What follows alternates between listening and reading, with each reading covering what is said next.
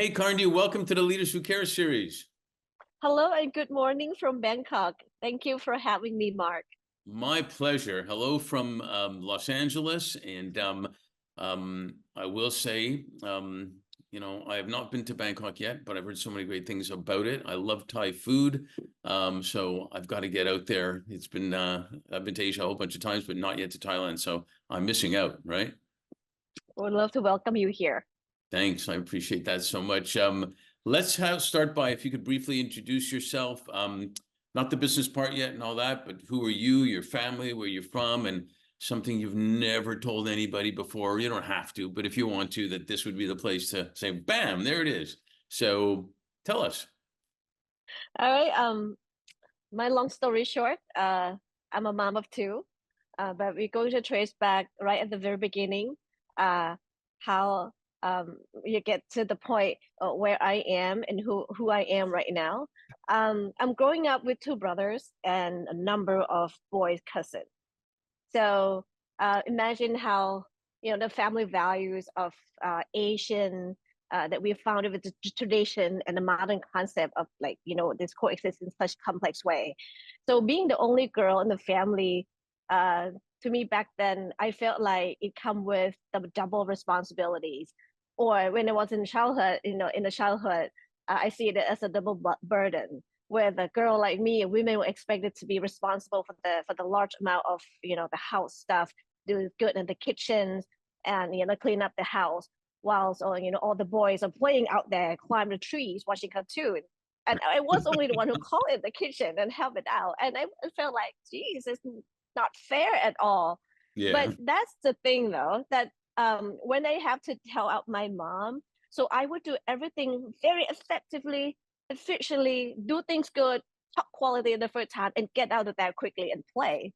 And that happens like throughout my childhood. Another thing is when we play as a kids, the kids are gender blind, right? We don't know the girl or the boys. So then we play. I never get excused being a girl. So there was only one rule that I have to keep up. It's a boys' rule. So and then I start to understand that when we go to school, a bunch of the my brothers, my boys' cousin, my mom would assign me to pack the snack for those boys. So now I learn how to pivot my responsibility and burden into the power. If those boys want to get a snack out of school, you got to play nice to me. So I so I admit that back then, I didn't really like my childhood responsibilities. I felt all along that it was so unfair to the girl like me, and probably it's not unfair at all to the woman out there. But that's how they developed my skill to work effectively, efficiently, and be able to take care of my family and be able to work in a male dominant environment workplace without any fears. And I was always, was called that Gandhi was, she's one of the boy. Not that I was a tomboy, but I'm just one of the boy, where you're not afraid to be right in the middle of the male club, and I will be able to speak out what I want, and because I know how to pivot my responsibility into the immediate power to manage them. So do you think your parents knew that at the time, or it just happened? I didn't think they planned out for that or knew that, but it just, the Asian context that the girl has to be responsible and take care of them. So yeah, I don't think they knew, but somehow along the way they kind of understand that. And I happen to be the one who speak out what I want, what I don't like. But that's not my complaints, but I just want to share my experience. But No, I I love it. also feel very fortunate and very gratitude to my parents. During back then in the 80s, a lot of uncertainty happens, the economy. We are the middle class people. So I used to ask my parents that, what if, the fund for the education for all of us very limited. What would you do? Would have to choose. At some point, my parents said, it's not a hard decision much for it is a hard decision, but they say things clear. If they have to put the money to get the best education, they would play the bet, on the girl. which is me. The reason it is because the boy will seek the way out, but the girl, they want me to be able to be uh, be independent, financially independent, emotionally independent. So if education can breed that confidence and come into the success, they would like to bet on that.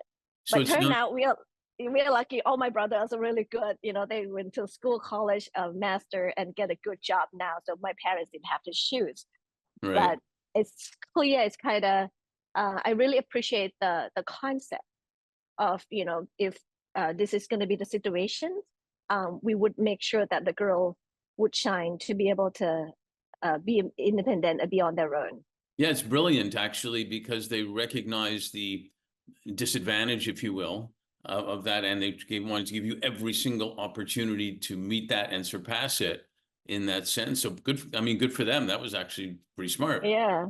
But you really right about the opportunity. I'm very grateful for the opportunity that they came along. One pivoting point of my childhood is the opportunity to be an exchange student to United States. Right. I get to spend my 1 year in high school in Michigan, Door, close to Grand Rapids, with my wonderful host family. And that's the point that I learned how to be really independent, be responsible of myself, and adapt to the cultural difference. And top of the top is how basically is how I learned English. Those year was a wonderful year that from local Thai, get to spend a wonderful high school fun year in America and get to learn English from my wonderful host family, my host sisters, and also the friends in the senior year. So that is another like a major tipping point for myself, that I gain more confidence, and English is it's a very important things back then, because not many people can be able to communicate fluently in English back then. So Right. that's kind of give me quite a jump start, to try out a whole lot more things after that. Yeah, I think that's brilliant too. And talking about a culture shock from Thailand, from Bangkok to Michigan, is quite a difference also. And I think just the experience you get. We talk about this a lot, but school is one thing, but going to other cultures, meeting other people, seeing different perspectives, seeing different opinions, all that stuff. If you can understand how to engage in that, I mean, that's the biggest Yeah. advantage in leadership and everything else. So when you're talking about your education, what intrigued you to go down your path? Because you got your bachelor's in engineering. Is it pronounced the Sirindhorn Institute International? Yeah, Sirindhorn International. Yes, that's right. Technology. So you got your bachelor's, and then you got your PhD in industrial engineering at Wisconsin. Now, I'm assuming that wasn't in Wisconsin, or was it in Wisconsin? It's Wisconsin, Madison. Yes. Right. On Were you Wisconsin, were you in Madison and got it there, like Madison. physically? Yeah, I was well, I went to Boston, Michigan in high school. Before I returned home, I get to do the campus tour a bit around the Midwest area. Not that I like snow so much, but I kind of fall in love with the Midwest.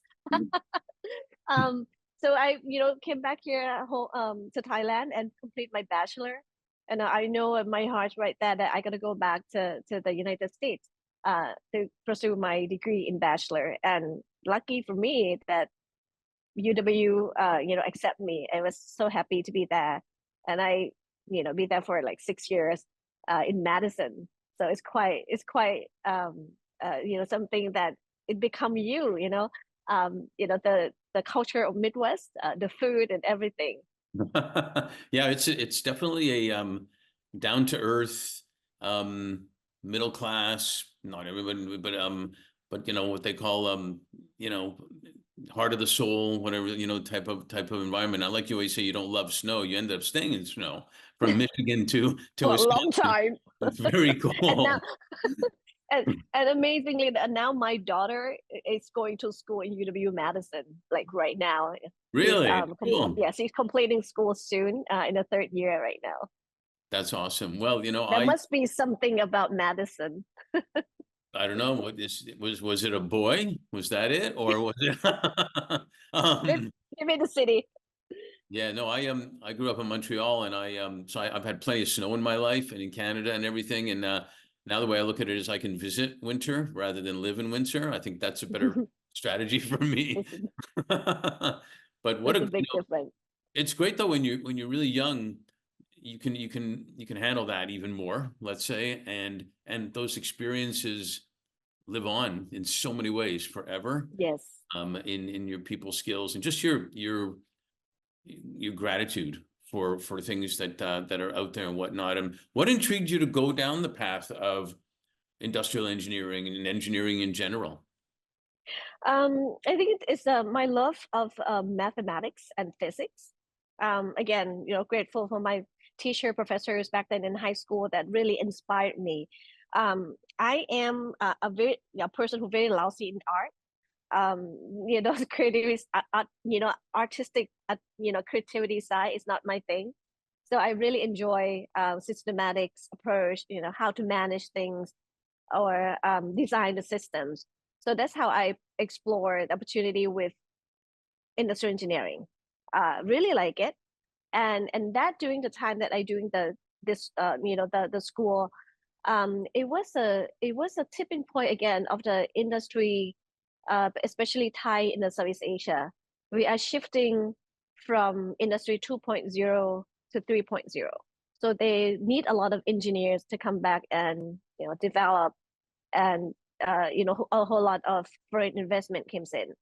So I set my mind towards that. That could be the career opportunity. Not that I know everything that I want to be in the future, but I just feel like this is what I like to do, and I feel like I'm really enjoying good at it.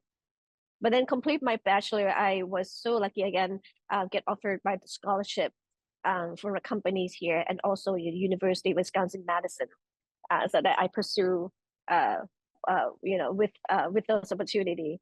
And if you mark on that, put a timeline on that one, you will understand why I didn't, go out for a job after I finished my bachelor degree, because it's 1997. It was Asia financial crisis. Most Mm-hmm. people around the world will call Tom Yam Goong crisis. So there's no job out there. People got laid off. But I was a lucky one to get chosen to receive a scholarship to go to Madison. So I took it, didn't really think it any Super hard at smart, all. super smart. Yeah. Rather than being out of a job and nothing to do, take the education. That's good. I can see a thread though when you talked about when you were a kid and at home you had to be really effective and get the system and to get everything perfect. And that's when it started apparently. This love of systematic, putting it right.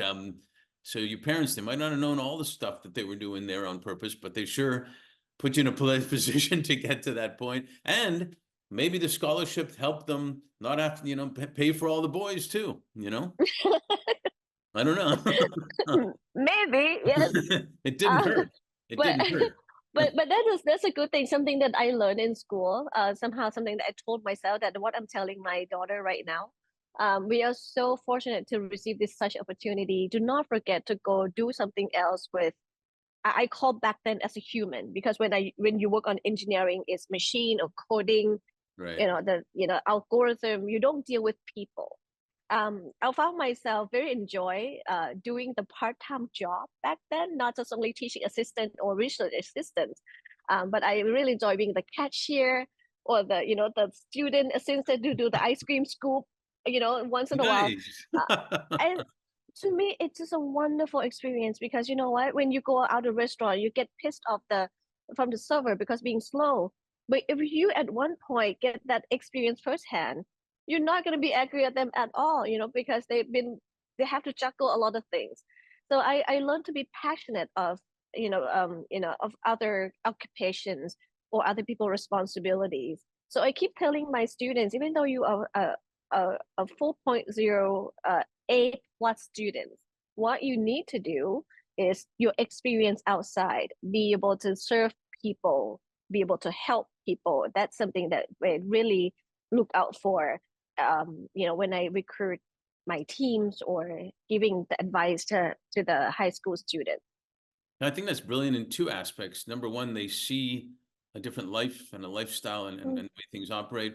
And they also it also like refreshes, I think, your mind to do something else and then come back to what you really do.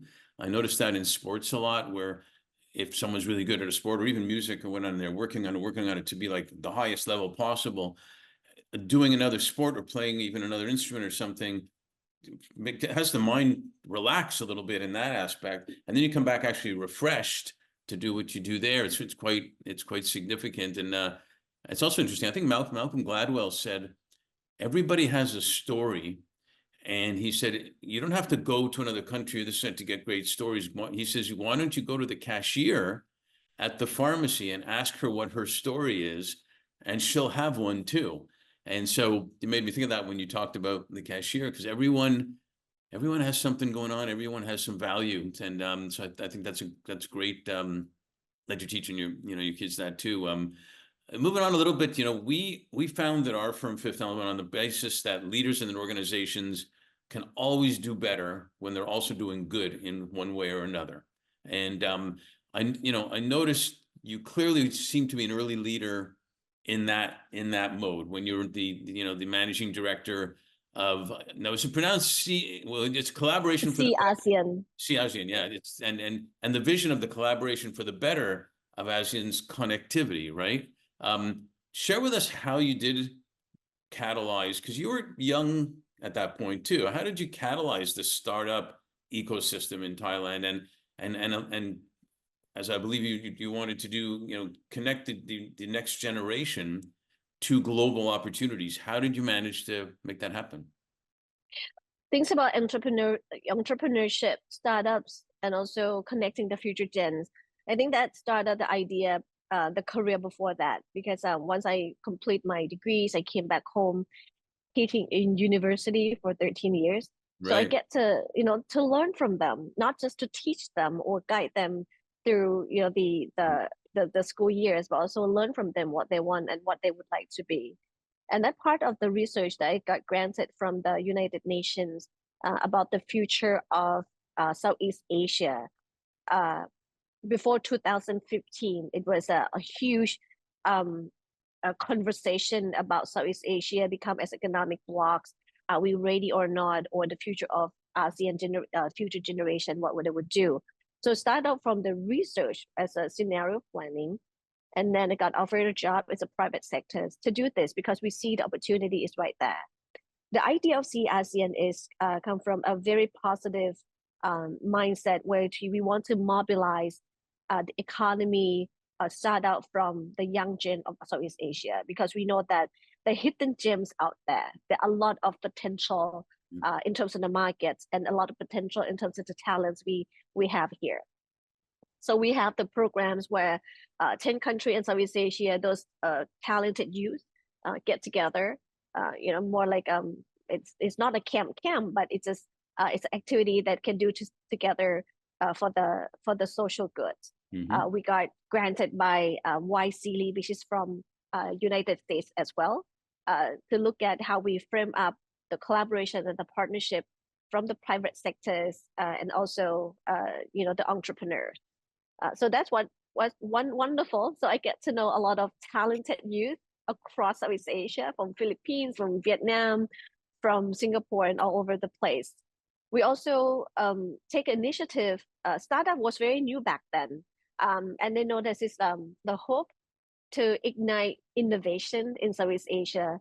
So this is we found a place and have a lot of activities that we have the sharing sessions about the experience from the established business to the youth startups. So that's how it works. I always it was a wonderful year. I really enjoyed those years because we know that ASEAN connectivity will be a very important and pivotal role for Southeast Asia.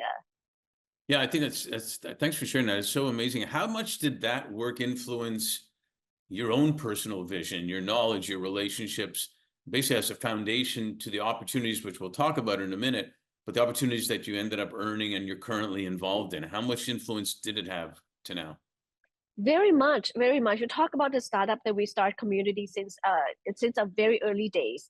Those, I call them those kids, but they don't like it anymore because they're not the kids now. Right. Those are many of them have become successful startups and really have the innovation drive the societies right now, from innovation on financial or fintech.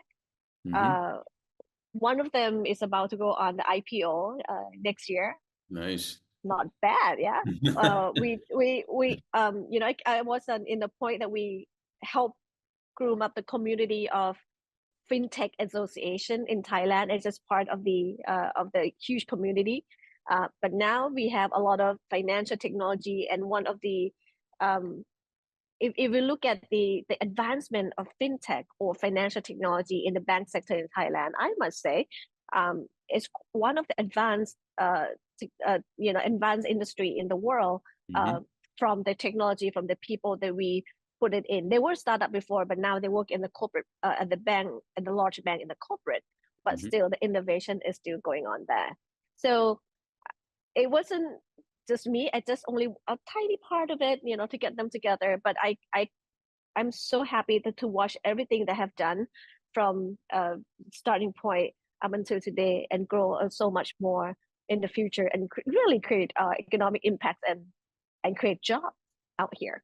And you sound like, you were the mother hen and you hatched all the eggs and you let them go and flourish and everything, which is really cool. And I'm sure it's more than just a little bit that you impacted them. But you said something great before.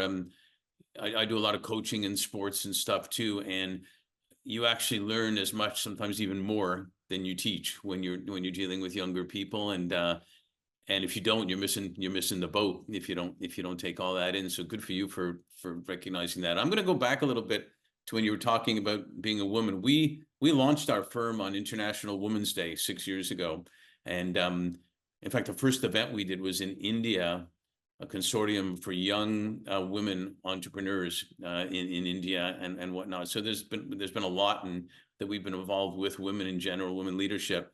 Describe your journey a little bit more as a woman. Diverse partnerships, business, cultures. I mean, we talked about it a little bit when you were in high school and all that, but women don't even now still have the same voice all the time as men do, and you've got to navigate that, and you've got to understand there are different things you do in different cultures, different things you have to say and whatnot. How did you manage to how did it make you feel? How did you manage to that? First of all, in Thailand business sectors, we have quite a good number of women executives. But along the path, however, Mark, when I look back and I try to think, I oftentimes that I found myself um, either as the youngest one in the boardroom, or the only woman in the task force. That's my experience right there. Mm-hmm. So to share the experience being the youngest and also being woman, you have to do a lot. You have to prove a lot that you fit in. I start out, try to blend in, try to be part of them, but I just realized that no, I don't have to be. Yeah. But I have to admit, a lot of time that I work maybe twice or triple as hard behind the scene before we get out there. So it's all about the amount of effort that you really put in, and to prove out that you can contribute in the same part as others. Being a woman here, opportunity is right there. But again, Mark, it's go back to the one that we have to work, backstage. It's really hard, where we have responsibility and expectation in two fronts. Right. One, absolutely at home with your kids. But I was a working mom all along the time.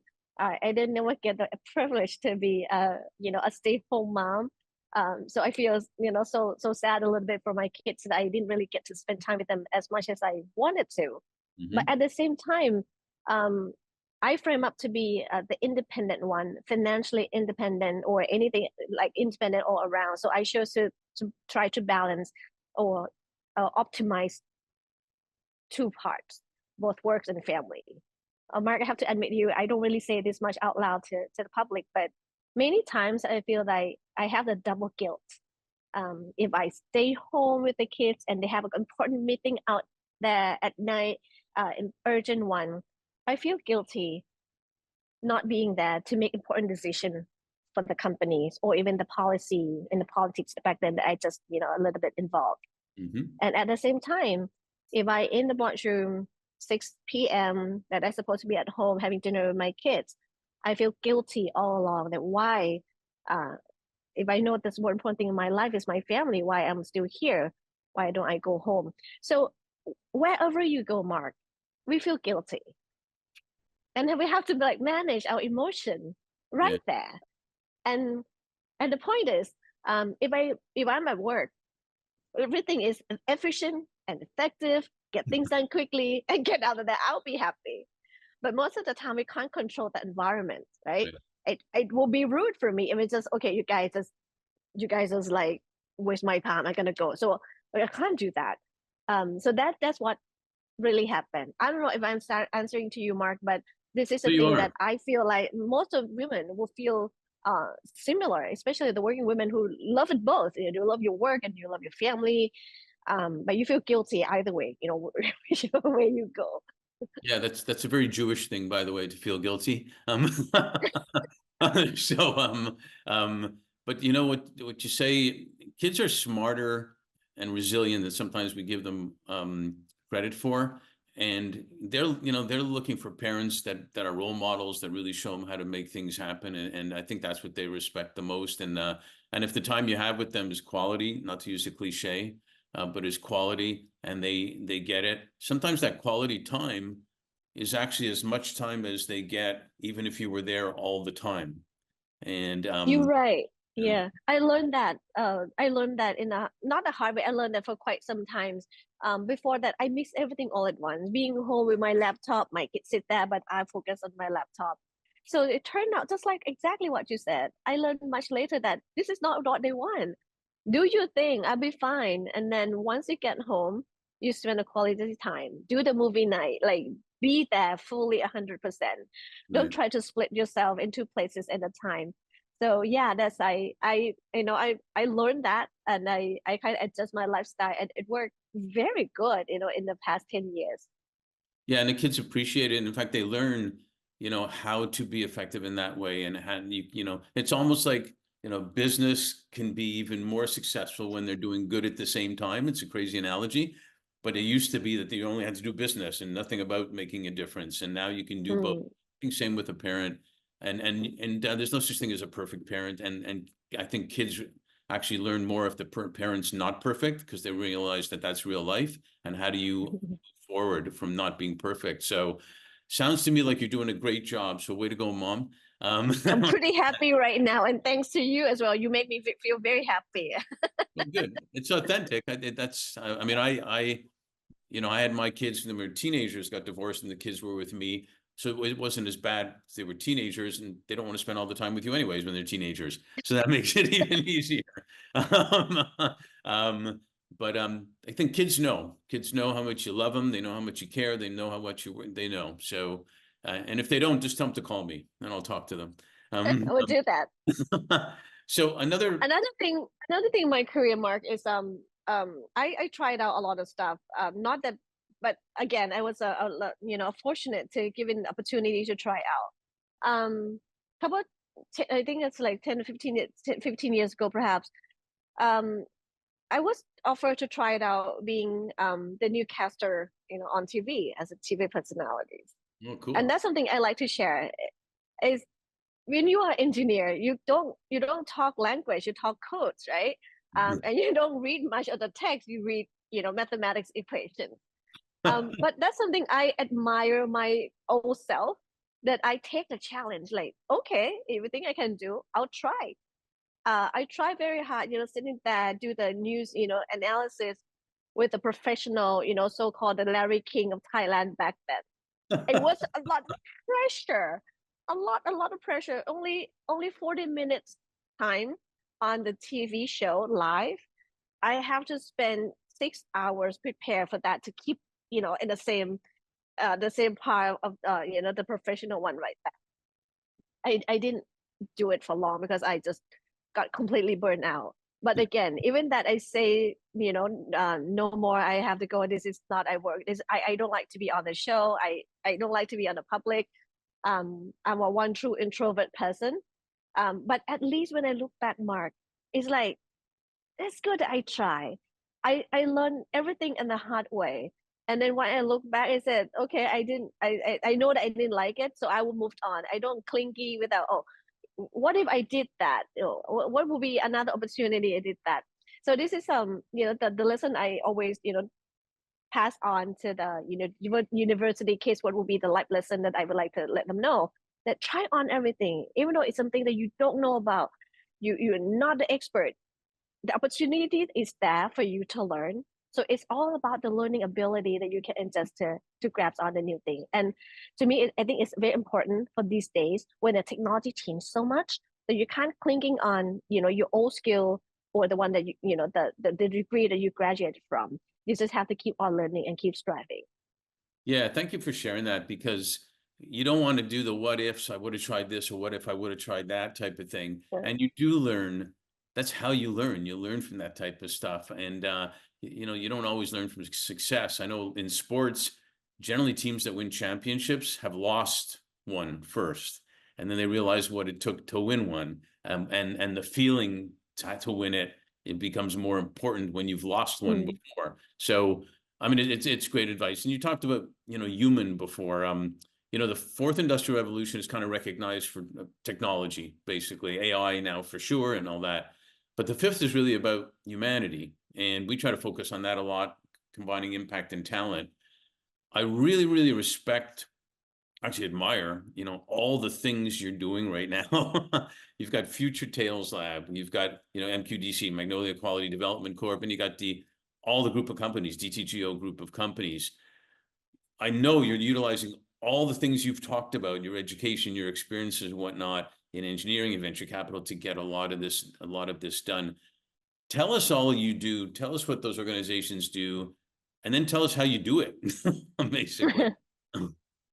I am now leading Future Tales Lab, which is the Foresight Research Lab under Magnolia Quality Development, MQDC. MQDC is a real estate. I think I have to tell you why the real estate company would want to have their own research lab on future. The answer is clean and simple, because we are building cities, we're building home, mixed use, and the cities. And our founder said, if we are going to build a city, the city cannot, just answer the user need only 5 or 10 years. We are talking about 2 to 3 generations ahead. Awesome. So it's very important to us to understand the future, what it's going to be, how people are going to move, how people are going to work in the future, what make them happy in the future. So that is this is a big why we have Future Tales Lab setting up, and happen to be a day-to-day job for our team, who have to search out from the signals, trends, and key drivers, and drafting out as an input for the firm's strategy and also the concept stage of our property development from today and forward. So I think it's a very meaningful one. So when we do the Future Tales Lab, another thing that I really like about this company, and our founders are very kind. She said, well, the future belongs to everyone. So if anything that you need to alert the societies to make change to the positive impact, don't see it as a business secret or confidentiality, because this knowledge deserves to be the public one. So make it even more happy, because I am the research by background. I'm the academic by background. My job is to share out to make the people better. So this is practically aligned. So we do research and we do share our research. It's more like a day-to-day job, and we have been well received by the public here, and also the government bodies that they want to, for example, at one point they need to frame the policy or the roadmap for some initiatives. They would reference or invite us to be part of the input providers. So that makes us very proud that our research here, not just on the shelf, and look good on it and have our names on it, but it's actually changed the society as we speak. Yeah, I love that. I love that it seems to be a theme and a thread through everything you do, that fits the doing good type of thing. So can you share more about all that? Yeah. What we do, Mark, is when we said that we're not trying to predict the future, we are trying to understand the future. One of the main themes that we look at, the research actually started out in 2017. One of the main themes that worry us is the inequality, especially in Southeast Asia or in our home front. Inequality very high, where the rich will get richer, the poor get poorer. The the welfare of the government wouldn't be much helpful. It's helpful, but not much helpful. Along the road, we have COVID, where the small business can't really come back up, but the large business still go on. That's one point. Inequality, it'll keep in our mind and all the time. The second one is the aging, a super aged society. It happens around the world. Thailand is a aging society as we speak, and we are about to go to super aged societies. The difference between Thailand and many rich countries that we're still poor, but we're getting old. So it's okay to get old if you have a good quality of life. But now we very different circumstances. We don't have many kids, and also we live longer. We're not sure that we're going to be healthy and be productive when we're old. So we need to look at how we're going to tackle that pinpoint. We probably can't reverse that, but we can make it better. So that's another one of the example that we look at the future pinpoint and craft out the business to lessen the impact of that pinpoint. And I'll tell you a little bit what we do. The third one is a climate change. We all in this together. We need to alert and we need to set the example. There's so many things that we explore, Mark, but to me, if I'm gonna put a long story short, this is three things that we are very worried and we take actions and in different ways. Let me show you inequality bit just a bit. We know that it's actually happening. So now we need to come up with another initiative. How we're gonna sway all societies. Maybe we can do by using the innovation, financial innovation, and the rise of digital asset. One of the initiatives we are working on right now, if you are a good person, but you are not rich, you are poor, being good should be a currency that you can create. You can do from your good sense. For example, if you do good, you donate your blood, you go help out and volunteers, help children, or spend time with the elders. You should get the point and the tokens, or what we call the privilege point. Now we have the name we call Boon Point. Boon Point. With the idea, Boon Point. Boon in Thailand means it's a good deed that you do good stuff. You got Boon is like karma, like Buddhism sort of thing. That's kind of cute. So if you look at it, it's a loyalty program when you do good. It's not a loyalty program where you spend more. So in this sense, awesome. You're gonna be rich, you'll be poor, doesn't matter. You gotta be good people. So that we are launching in a small scale right now to test out the system. We aim to push it out that if you're good people, you got the Boon Point. You should be able to use this to redeem your food, or anything that you like, or even better yet, if you like to buy a home and you don't have the collateral, but your Boon Point could be the collateral that can say, well, I'm not rich right now, but I'm a good person. But financially, it's okay, but I just don't have credits. So let's do something like that. So that's an initiative that I like. I'm so excited because eventually we are in a capitalism world, but somehow we realize and recognize that this type of thing can help out close, not completely close, but at least give the opportunity for those people who can do good, can shine. Second is I think that one is so exciting. Yeah, it's beautiful, and it goes back to what you were saying before of not forgetting about the human part and scooping ice cream or doing cashier stuff and things like that. It's really awesome an idea when I and then we start to have a lot of partners to see this thing that we can change things around, and we see a whole lot more that money just cannot drive everything. We would help uplift those who are underprivileged, but they can be a good people in our society. And that helps the The second, community too. It helps the yeah, community also. yeah. So it's the second part where we look at the super age as a future pain point, and we try to formulate into the business to help lessen it. One of our property is what we call aspen tree. The idea is active aging. So we live long. We go back to how we design the property, that we stimulate the brain, so you can age, but you be active and you be happy. And at the same time, we're going to have some initiative from digital asset and virtual reality, that even the elder people don't do the job anymore, but they can access, or they can receive the income, the income from the virtual reality, the digital asset. So this is what we are framing up right now. In the property of the physical world, we're looking at a lifetime care when you start out with us from 50 years old and up. But somehow we work with insurance companies, and also how we develop the property to age actively and also have a very high quality of life. So that's also the brilliant idea of the PD for our PD team and our founders as well. That's awesome. That's awesome. There's some leaders who care in your organization for sure. I think that's make me very proud to be part of this organization, to be honest. The whole idea of MQDC is wanna make money to help children.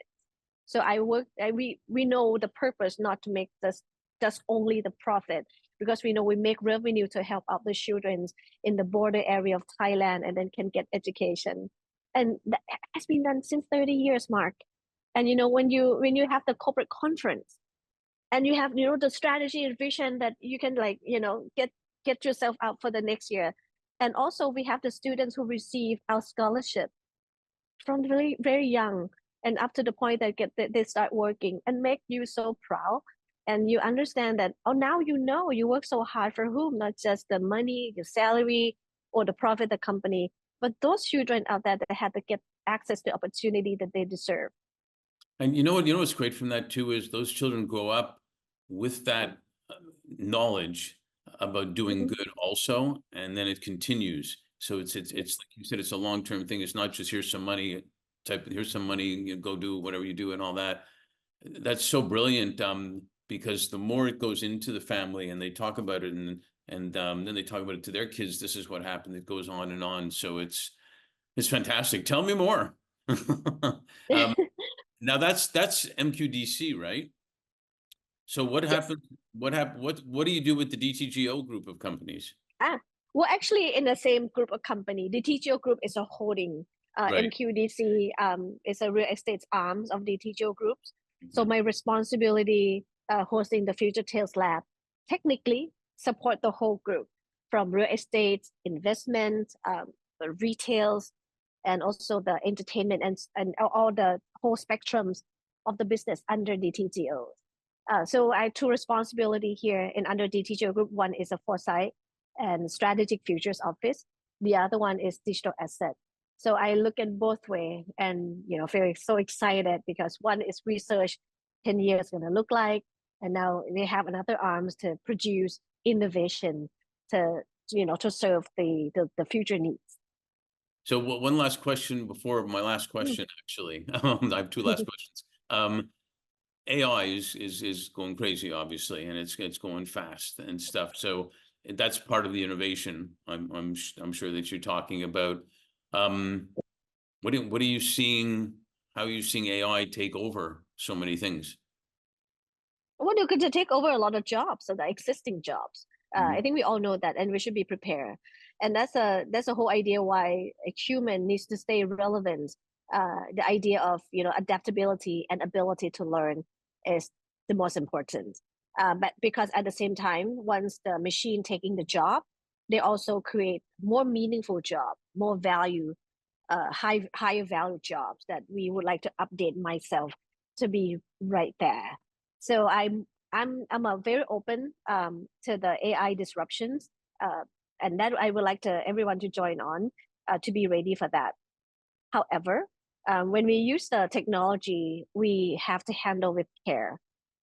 AI disruption is not the same as the digital disruptions, because AI, once we look into in the details, a lot of issue, come from justice, fairness, accountability, responsibility, or all the ethics issue is becoming something that I really concern. The faster that we develop without looking at the ethical domains, the riskier it would be. And AI is capable to do so much more. I was in a AI for Good summit attending the conversation, and I feel like this is the stuff that all these experts around the world are completely worried about, and so should we. So we should utilize this technology with care. Don't be afraid of it, Right. but be mindful. Yeah. No, that's a brilliant answer. So last question. Although I think in LA, Los Angeles, we say that you got to leave them wanting more so you can have a sequel. So we may have to have a sequel or something. But last question I want to ask you on this is, with everything that's gone on, and now we're into 2024. Now we had the pandemic, and all the years have flown by. What are you most grateful for, and what are you most hopeful for? Well, I'm grateful for the crisis during the COVID, so we know and we understand what we want much better than before. We have the realizations of the meaning of life, and make us look at what is the core essence, why we exist. And again, back to the point that it's very important to us to work towards not just yourself, but to help people around you, because the society, if you are brilliant in the dead society, it's not going to help anyone. Okay. So that's what I'm hopeful for, to just realize that we all in this together. What I'm hopeful for, again, looking at the challenges of technology or the climate crisis, I still hopeful that we would get together and our brilliant mind and tackle with these challenges with the technology and innovation in the future, so our future generation we can live in the world much better than when we found it. So I feel hopeful. That's awesome. Well, I tell you what, I'm both grateful and hopeful that you're a leader who cares at the same time. Thank you. Thank you. And I do love the thread of humanity that you've had since a kid, and how it's shown up in your life. And we need that so much more. And you mentioned AI. One of the things that's happening is what we used to call soft skills, which we've kind of changed that name to power skills now, because I think that's going to be more required than ever before. And you certainly have those too. So thank you so much for sharing on being on Leaders Who Care. Really appreciate it. Thank you, Mark. Thank you so much for having me. Thank you for listening to the Brand Called You videocast and podcast, a platform that brings you knowledge, experience, and wisdom of hundreds of successful individuals from around the world.